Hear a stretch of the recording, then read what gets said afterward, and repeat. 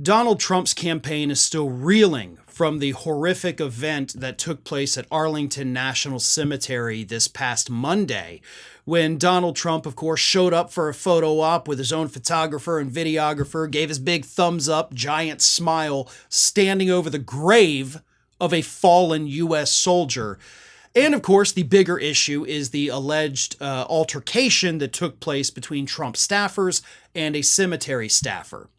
So a couple days after that happened, J.D. Vance was doing an event in Pennsylvania, trying to win over those swing state voters. And true to form, J.D. Vance went out there and actually made things so much worse for the Trump campaign.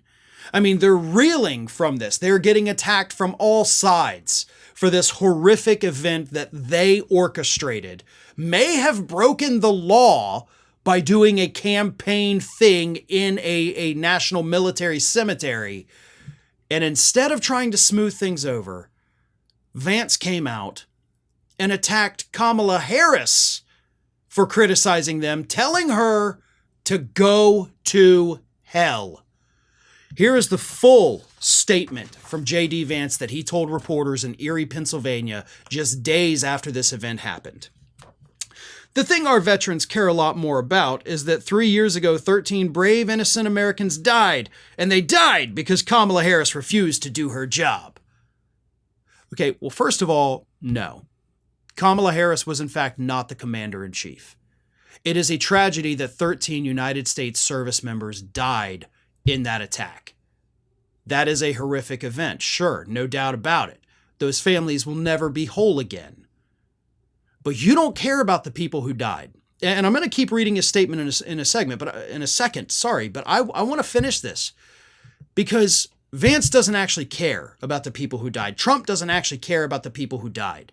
They're using this as a political stunt to try to hurt the Harris campaign. Harris, by the way, again, not the commander-in-chief of the armed forces. So it wasn't even her decision. Not to mention the fact that 64 service members died in Afghanistan while Donald Trump was president. So if you want to compare apples to apples here, JD, how about we talk about the people who died while your guy was the commander-in-chief, huh? Where's your sympathy for those families? Why aren't you showing up and doing photo ops with them? Why are you ignoring the fact that people died under Trump's watch? Oh, because it's not politically convenient for you to acknowledge those people. But anyway, Vance continues, and as I said, it gets worse. There hasn't been a single investigation or a single firing. I don't know. Look, sometimes mistakes happen. That's just the nature of government, the nature of military service. But to have those 13 Americans lose their lives and not fire a single person is disgraceful. Kamala Harris is disgraceful. We're going to talk about a story out of those 13 brave, innocent Americans who lost their lives. It's that Kamala Harris is so asleep at the wheel that she won't even do an investigation into what happened, and she wants to yell at Donald Trump because he showed up. She can go to hell, he said. Nope. Wrong answer, bud. You had the opportunity to try to make things right for a horrible thing your campaign did earlier in the week. And instead, you got more political, politicizing the deaths of these service members and telling the Vice President of the United States herself to go to hell. You are, without a doubt, the worst running mate we have ever seen from a political candidate in my lifetime. And you are going to be the one, believe it or not, that sinks this campaign. And when it's all over, I genuinely do hope Donald Trump blames you for every bit of it. And I hope that destroys whatever could have been left of your career.